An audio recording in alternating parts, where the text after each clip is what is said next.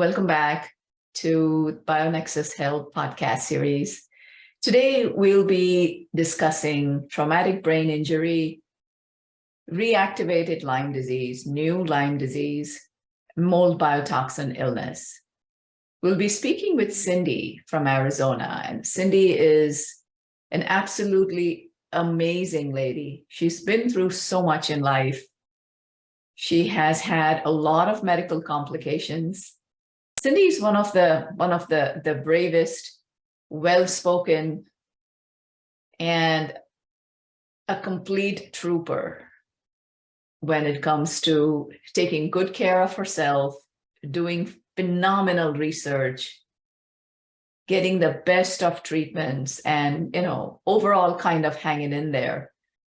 Because there is a lot of ups and downs that we all go through, right? All of us Lymies and moldies, as people say. So those of us with chronic Lyme disease, with the chronic inflammatory response syndrome, SIRS, or mold biotoxin illness.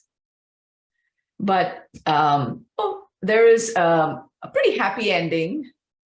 So I would like to welcome Cindy to today's podcast, and we are very fortunate to have her on today's podcast and sharing her remarkable journey with us today. Welcome to the BioNexus Health Podcast with Dr. Jodi A. Darshaw, who holds a PhD in integrative medicine, is board certified in integrative pediatrics, an internationally recognized pioneering clinician, and author. And now here's your host of BioNexus Health Podcast, Dr. Jodi A. Darshaw. Hey, Cindy, how are you today? Good. How are you? Good. Thanks.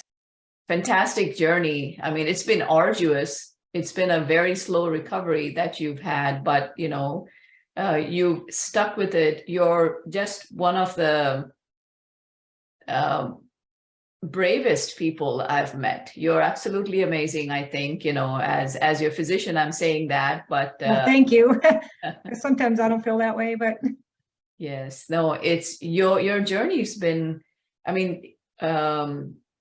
I believe you had mentioned that your first tick bite was when you were 11 years old. Yeah, like in 1979. Wow. Or no, yeah, 78. Yeah. Okay. Yeah. And then the second one, I think, was in 2016. I'm guessing right around there. I had never really narrowed it down, but I didn't get diagnosed until like 2019. Right. So 3 years of doctors misdiagnosing me. Yes. I do remember you mentioning that you woke up with what you thought was a big fat beetle. Yeah, and I hit it. I smashed it, and all this blood came out, and I'm like, why is there so much blood? I didn't know about ticks back then, and I was totally uneducated on them. So I wish I would have saved it and looked at it, because I probably could have saved my own life if I did. So it was actually an engorged tick, It which was had been on you, and then it got so big because it finished its feeding, and then it just dislodged itself. Mm-hmm. And it was under my pillow. Like I'm making the oh. bed, and it was under my pillow. So I'm like, where the heck did that come from? And yeah. So I saw it, but I didn't know. Now, like today, if I see them, I grab them, put them in a jar, and look at it. Yes. Send them out to be tested and what have you, right? Mm-hmm. So for 4 years, you had symptoms, but you were misdiagnosed with what? Traumatic brain injury. Well, so I had a lot of neurological symptoms, and so they were almost like trying to diagnose. Well, obviously fibromyalgia because I had so much pain, but I was diagnosed with, MS. They were right on the border of diagnosing me, but I didn't have any lesions on my brain, but I had all the same symptoms. I had my one leg was dropping and all kinds of things. But, it was, then they also, they had me on everything known to man, 9 different pharmaceuticals just to kind of mask everything. And, right. That obviously wasn't the solution. Right. And you've been to some of the best clinics for MS, for brain injury, for, you've been on all the treatments, pharmaceuticals, diets, intravenous treatments, antibiotics, the works. Yep, absolutely. And, really, when it comes down to it, when it boils down to it, the antibiotics saved my life right at that moment. but they didn't get me better all the way. All they did was bring me to a point where I could function again, but never really completely got me to where I could, live my life. Yes. I hear this quite often, unfortunately, but that's how it goes with chronic Lyme, that most of us get misdiagnosed. I mean, I got the same labels slapped on me. Yeah. It is chronic fatigue, fibromyalgia, Mhm. depression, anxiety, I postpartum. had all those, every one of them. Right. And these can often be symptoms of something underlying versus just being so-called syndromes all on their own. Well, I feel like Western medicine just treats sick care. They don't want to get you well. They just give you something to mask it and then call it good. Don't even try to find the source. Right. Until you have another relapse and then the whole thing starts all over again. Right. And I get you. So what brought you to herbal medicine and BioNexus Health? Well, so when I went to the integrative place in Scottsdale, they did a lot of herbal stuff too. And they did, Western and allopathic and all that together. And basically, the integrative part of it wasn't big enough for me. Like there wasn't enough of it. And so after I had finished with that treatment, I it was almost 2 years before I started with you, but I started getting worse, progressively worse again. And so I started looking into other protocols and things, because I wanted to do a natural treatment because people were saying that works in the long run, doing plant-based stuff, taking it for a long period of time. And so I've had quite a few people that I made friends with that were Lyme patients say that they ended up going this route, plant-based herbal route, after they did antibiotics because, the antibiotics helped, but didn't get them where they wanted, get in remission, I guess is where my goal was. Right. When did you lose your MS diagnosis? So when I did the IRAD Rocephin treatment, where they open up your blood-brain barrier, Yes. drop your blood sugar, and then a lot of my neurological symptoms went away. But I still had the dizziness. The dizziness was the biggest thing that I hunted for 10 years. And, I basically went to, world-renowned doctors. Yes. They could never once even thought to ask me about Lyme disease or mold toxicity. They went in all these crazy directions that I never got anywhere with anything. And, so that's when I felt like I was totally being mistreated by Western medicine because of that. Because if I would have been diagnosed sooner, I wouldn't have ended up with the pacemaker. So, and I feel like that is the end all for, knowing that I've had chronic long-term Lyme for a long time and had a heart problem for 4 years. And the antibiotics did not solve it because it was too late.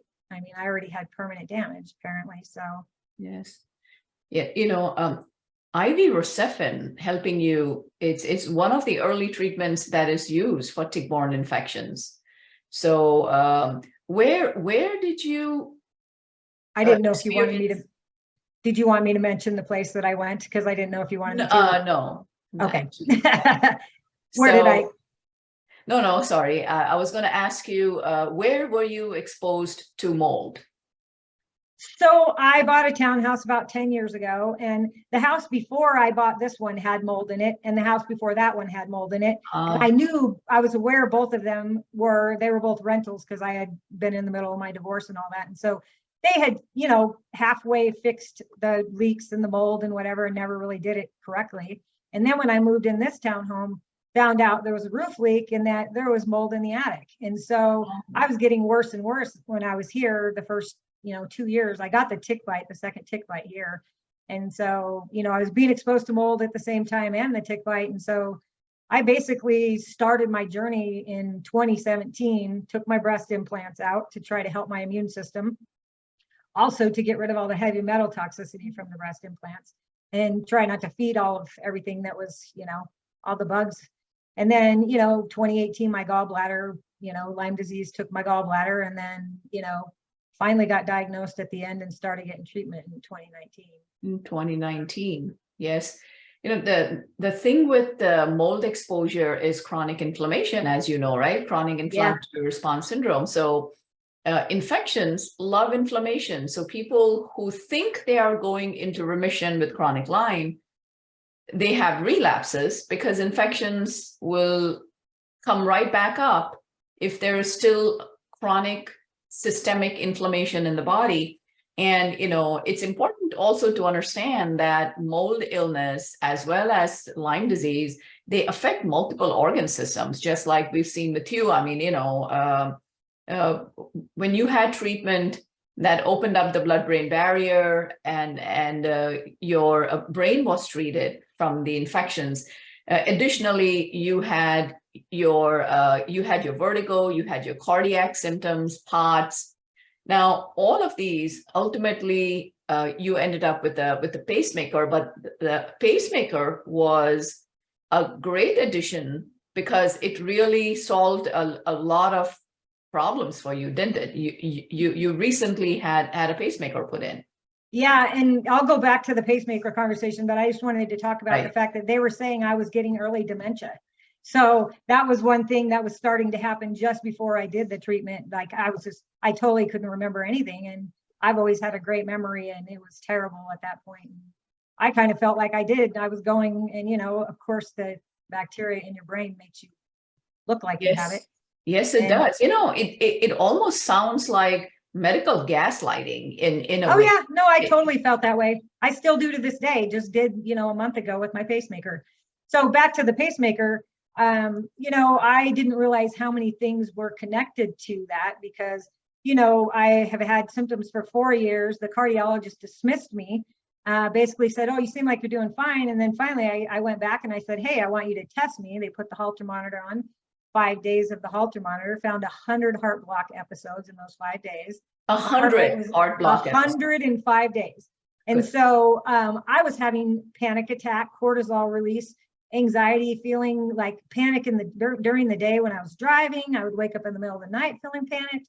And since the pacemaker, all of my panic attack feelings and anxiety are gone. So I drove yesterday for like 6 hours all over the place, all over the city. And that was the first time I could actually really feel like anytime something close would happen, I would start to panic and feel like I kind of wasn't in control or whatever. So now with the pacemaker, it's changed. And there's another huge thing that with the pacemaker, I was having tremendous headaches, and I would wake up and like clamping headache in the back of my head, like my occipital region, and really super fuzzy. And I would wake up in the middle of the night with those really bad headaches and feel super dizzy, like I was drunk and hadn't even drank anything. And so those symptoms have completely subsided too, which I think is probably attributed to the fact that my heart rate was in the 40s at night. Right. So I wasn't getting enough oxygen because they have it set at 60. They had it at 50 at first, and I wasn't feeling much improvement from it. And then they set it at 60. And so it paces me the entire night. Okay. Like when I look at my sleep watch thing, it paces me for the whole 8 hours. So what challenges and what improvements did you see with herbal medicine? Well, it's I am an impatient person. And I want things to happen quicker. And, it seemed like I was so bad. And when you told me that we were dealing with like a huge load, that I had to be more patient because I knew it was going to be slower because, antibiotics, like boom, they hit you and usually help you right at the moment, but not for long term. And so it was a matter of just being patient because I knew it was going to take time. But for the most part, the herxing was a little bit bad in the beginning and that, but I think the treatment was pretty easy for the most part. Just a lot of counting drops. Yes. But yeah, easy. Other than that, like I didn't have a bunch of side effects or anything. Great. And what improvements did you see? What benefit? Well, I feel like when I started with you, I was not in remission in any way, shape, and form. My gut was just a complete and absolute disaster. And I've had tremendous, now that I look back at things, my energy has gotten way, way better. The pacemaker took me all the way, I think, to where I needed to be 100%. But, my stomach is way better. I have way less food allergies because I was just allergic to everything that I was trying to eat. So that's been huge.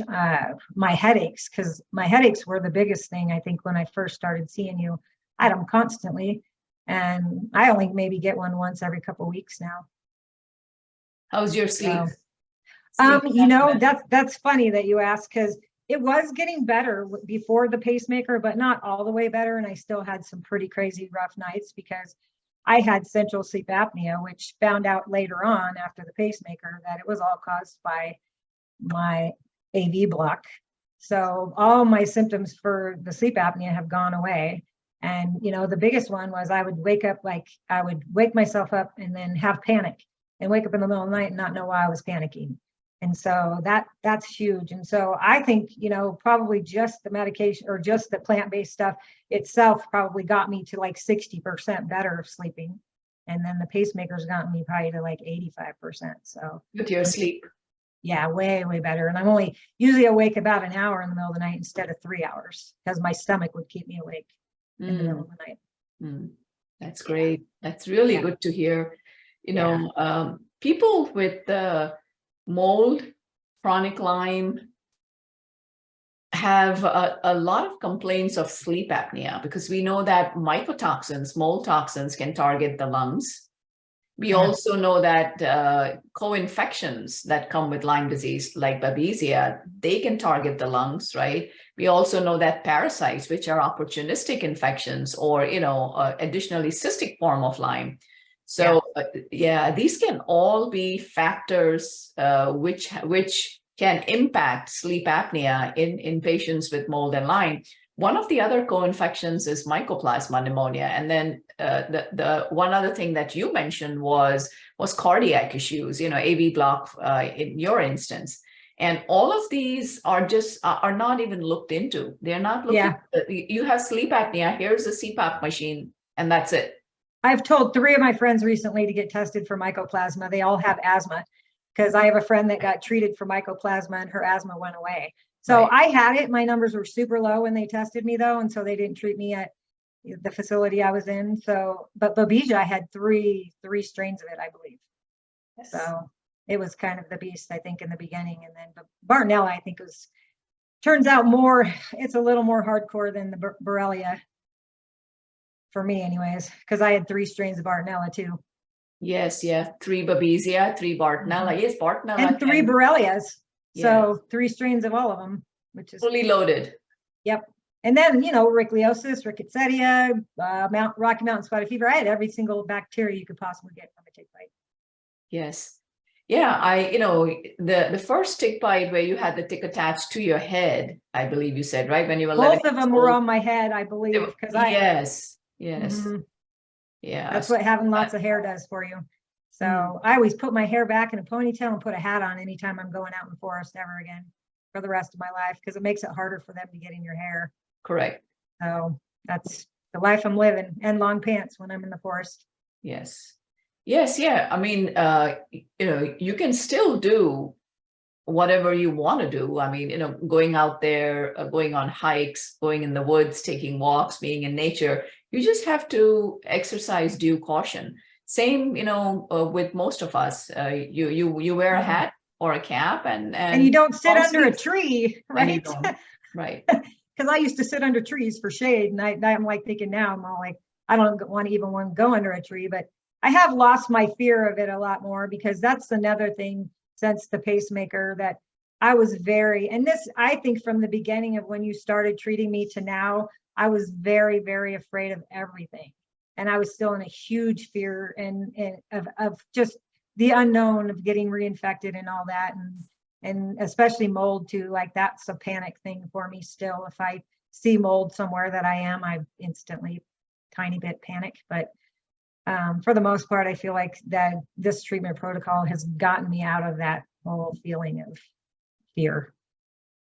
And so have you, since your mindset, it's helped me realize that if I did get another tick bite, I'm not going to die from it, because we know how to deal with it now.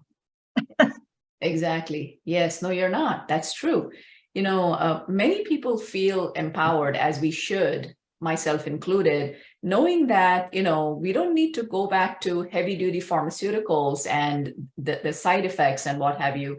If we ever get exposed to mold again, or if we have a tick bite, we have very powerful herbs at our disposal.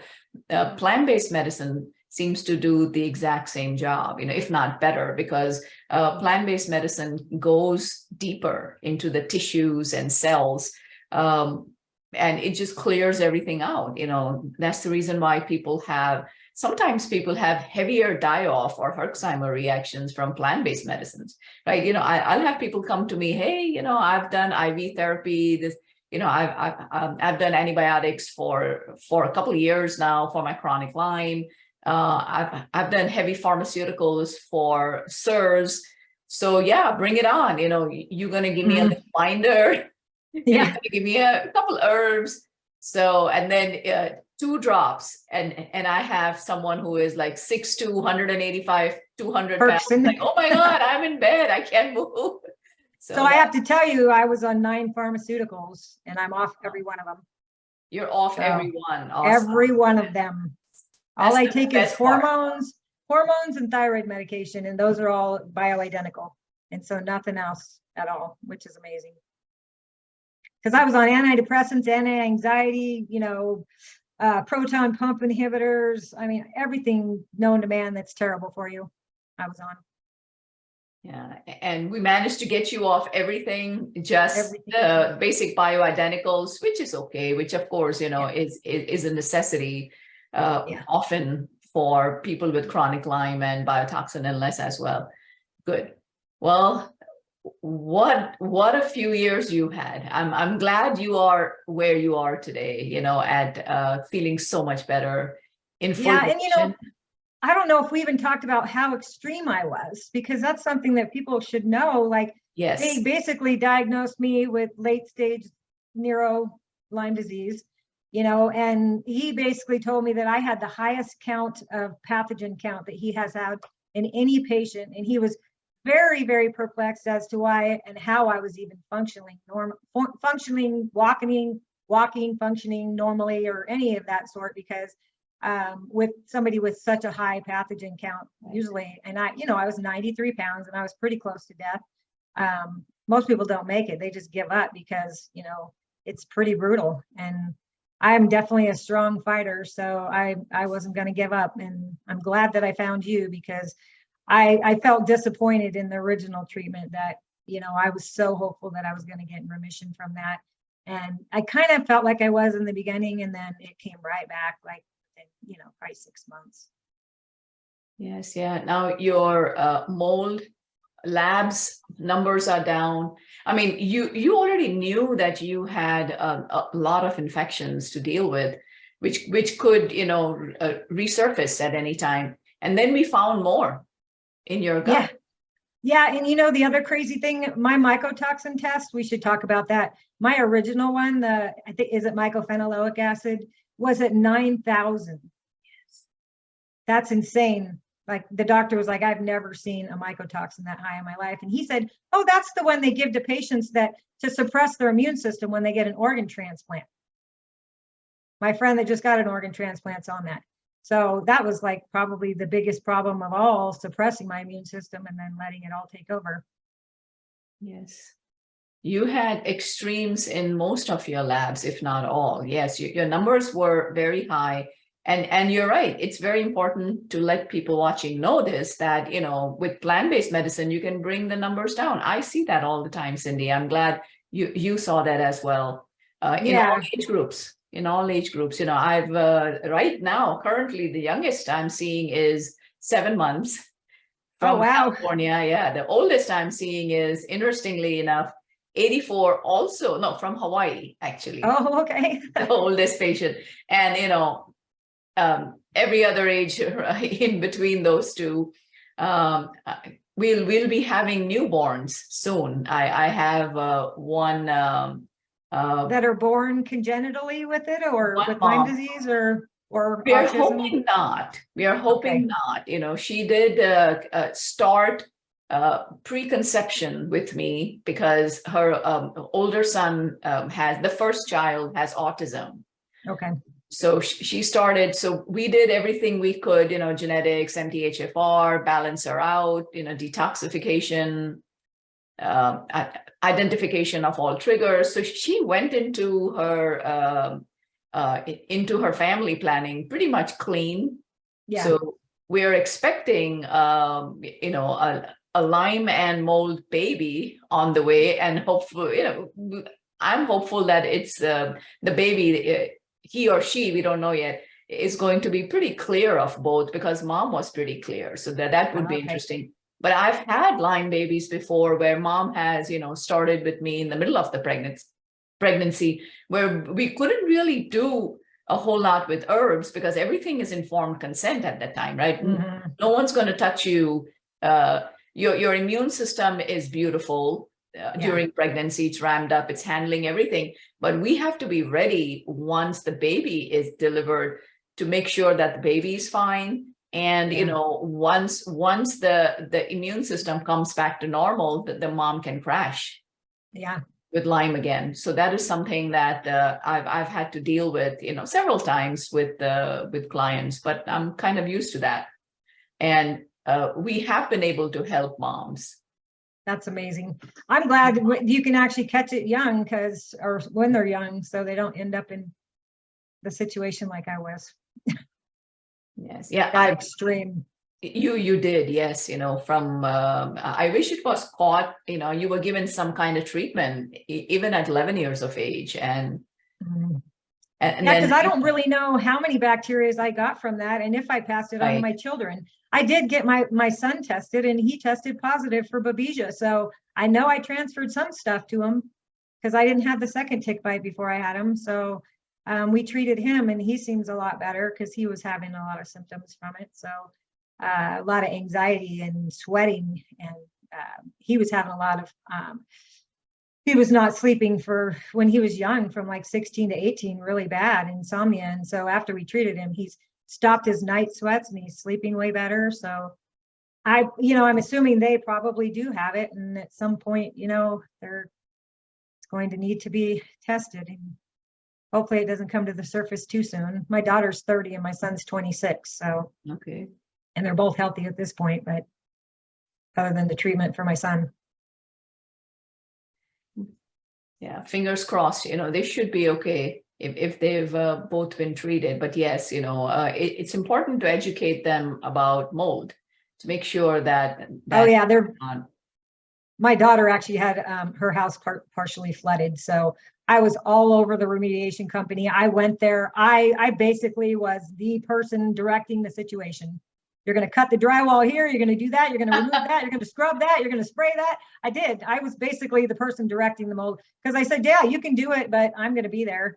So, because my daughter is sensitive to mold, and her whole family, I'm sure, both my grandkids, because I have 2 copies of the HLA. I have 2 copies of the MTHFR. Yes. My daughter was tested. She has 2 copies of the MTHR. She has the worst one, the 1298C and the what is it? C677. She has both of those. So she has the worst one. I have 2 of the 1298s or something. So, yeah. But at least we're aware of that. And so they're on binders and stuff too, because they know now that they don't detoxify properly.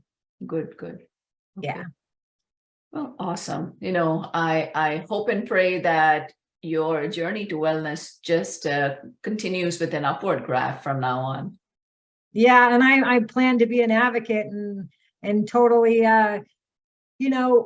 help people be aware of Lyme disease. So, isn't it Lyme Disease Awareness Month? I've been making sure I tell one person every day about Lyme disease. I've been wearing this necklace every day. I put a Lyme disease awareness thing on my car. Oh, beautiful. And so people ask me about it. So, the ribbon. But that's I'm trying to at least educate people. I educated my electrophysiologist, by the way, the other day, just so you know. I said, do you even know why I got the pacemaker? And he's like, well, you had bradycardia and heart block. And I go, what was it caused from?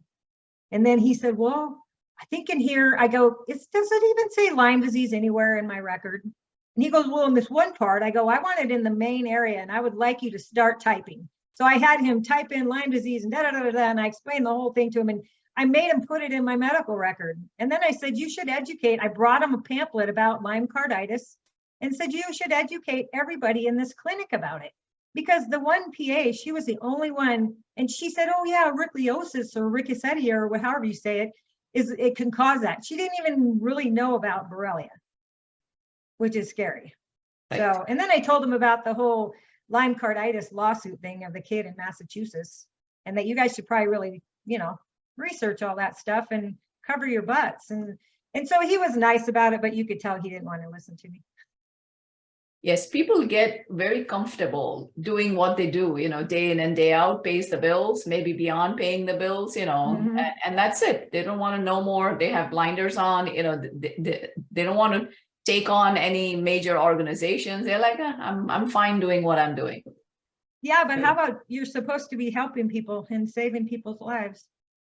Yes. I basically brought my butt in there, asked them to put the monitor on me, and then they said we would recommend a pacemaker, is what they told me.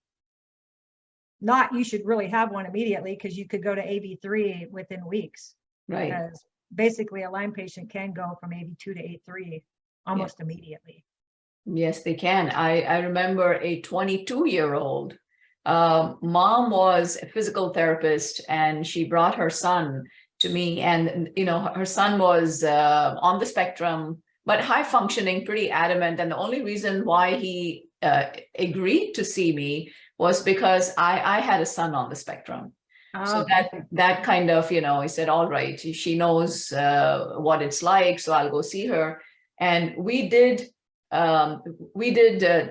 testing, we did labs, and I told his mom that the heart is not looking good. All the signs are pointing. I would get a scan, right away. I would see a cardiologist right away, and they did. And apparently he was less than a week away from needing emergency surgery for his heart. Yeah, that's scary that it gets to that point where nobody sees it till then. Right. Because my EKGs were normal. Yes, that's another thing. That's right. EKGs were normal for him as well. It was the echo that showed something. Yeah. And then they put, and then they monitored him, and then they ended up doing additional scans. And that's when they said, we need to get him into surgery. He's touch and go any moment. And he was only 22 years old. Wow. But he had a massive tick bite at 7 years of age. And it was like, oh, that's a dog tick. So you don't have to worry about it. Mine was a dog tick. Mine were both, my dog had a dog tick and mine was a dog tick. Because I have not seen deer ticks in our neighborhood, but there are dog ticks, and it was brown. So yeah, but yeah, my dog had one last summer from our backyard, and it tested positive. I sent it to tick check, and we treated her. Yeah, sometimes dogs get treated better than people. They get dewormed, they get proper treatment for Lyme. And how can they test it so easy? Like they just tested my dog, the one I rescued in Mexico with the Lyme test, along with a bunch of other things all together in this one test. Right. And I'm like, why can't they do that for us? Right. Yes.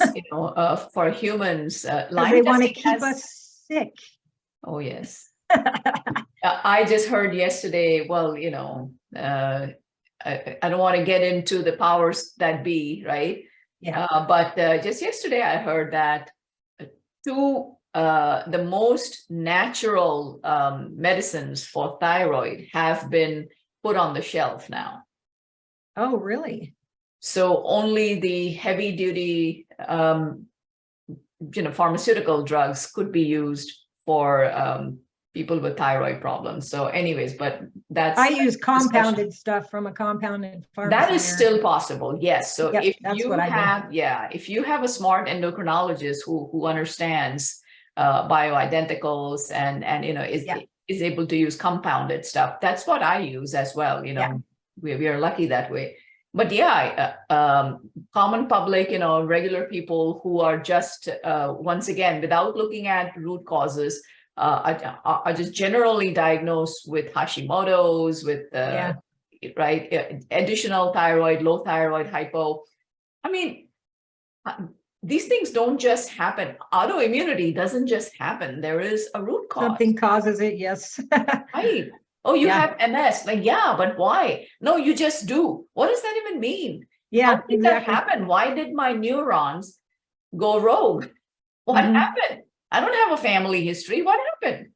What do you mean I have depression, anxiety? I've been the brightest, bravest person my whole life, and what does that even mean? How did that happen?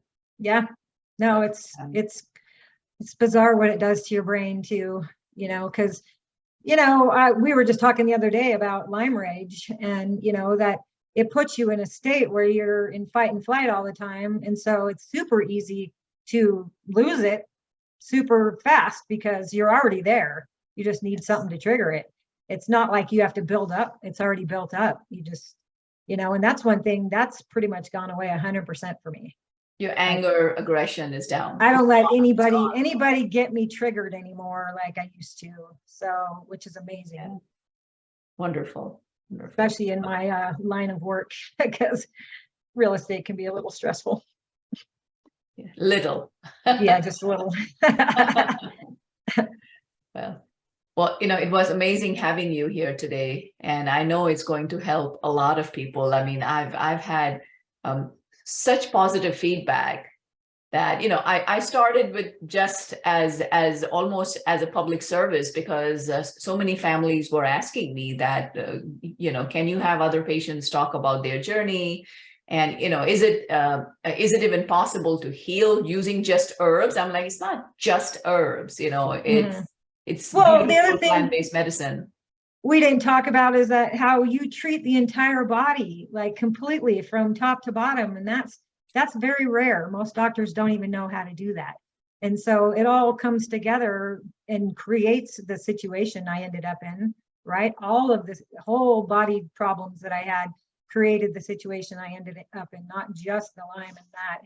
And so, that's really important for people to understand, that you have to treat the whole body, because you'll never get there if you're just doing one thing or the other. And that's kind of what I felt like they did before. They didn't treat my whole body. Right. And then you end up with a relapse. Yeah. When that doesn't happen. Yes. I learned this the hard way. It took me 7.5 years to help my son. Yeah. Wow. And I could have done that. I mean, I wasted 4 years, with the various specialists telling me that there's no such thing as SIRS. There's no such thing as mold biotoxin illness. It's all hoopla. I had an appointment with Dr. Shoemaker for my son in 2011. And, because of all these things that I heard from other practitioners, like world-renowned, huge practitioners, specialists, I canceled that appointment, and I did not. Oh no! I did not revisit for another 4 years. Oh no! So I kind of put my situation off here and there too, and it's pretty complicated to. I went to several world-renowned doctors for my vertigo, because that vertigo was probably the number one worst symptom that I had out of everything, because I couldn't drive, I couldn't function. It makes you want to throw up. And so I went to several that were like world renowned, and never once did any of them ever mention inflammation, because, the breast implants cause systemic inflammation. So I had that going on. And then the foreign object occupies your immune system too. So then it weakens your immune system. So nobody ever mentioned that either. And then not one of those 10 doctors ever said, hey, maybe we should test you for Lyme disease. Not one. Or mold toxicity, because the Western medicine guys, like you said, they don't take the time to educate themselves on the newer stuff that is understood now, like leaky gut, for instance. That's been around for a long time, but there was nobody treating it because nobody believed in it. Right. Everyone believes in just suppressing the symptoms. You have reflux. Well, it could be H. pylori. It could be eosinophilic esophagitis. It's an itis. It's an inflammation. So you want to investigate that? No, here's some PPIs. You just go and destroy your stomach acid, which is essential for digestion. I took that proton pump inhibitor for 10 years. Yes. You want to know something interesting? When I removed my breast implants, I lost 20 pounds in 2 weeks. Oh, wow. Of inflammation. Right, from inflammation. And then, like 20 symptoms went away too. I had 74 symptoms when I removed them. So I still had 50 some left after the backlash of everything Yes. from the breast implants coming out. So, and I had mold around my breast implant. I had saline. I don't know if we ever talked about that. That's probably where the whole mycophenolate acid came from. The valve was leaking in the saline implant and letting it body fluid into the implant and then the water back out, 15-year-old nasty water back into my body. So unimaginable, unimaginable then, when you look how, upon it that way. You know how a foreign object is supposed to form a capsule around it to protect you, right? Well, my left one had a capsule, my right one had no capsule whatsoever. It was paper thin. They had the Lyme disease and everything had been eating the tissue because they like the heavy metals and all that. And so there was pathogens living around my implant for who knows how long. Because the fluid amount was way less in it than it was supposed to have in it. So it'd been going on, and I was going up and down in elevation all the time. So creating the pressure in the implant. Pressure differences, right? Mm-hmm. Right. I've had, excluding you, I've had 3 other patients with implant issues. Yeah. Yes. Some symptoms similar, some different, but yes, very, very toxic, high levels of many different toxins, which can all trigger biotoxin illness.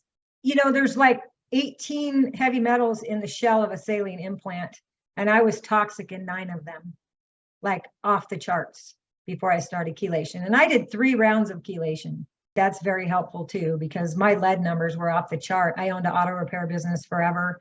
And so my lead numbers were off the chart, and we got my numbers down into where they're actually in a safe zone. Right now, surprising. Yeah. Well, because people say you can't do it. You can. Yes, you can. Yes, you can. Years and years of experience. I have, little autistic children from developing countries, extremely high lead numbers, and all we use is plant-based. And do they get it from lead-based paint or?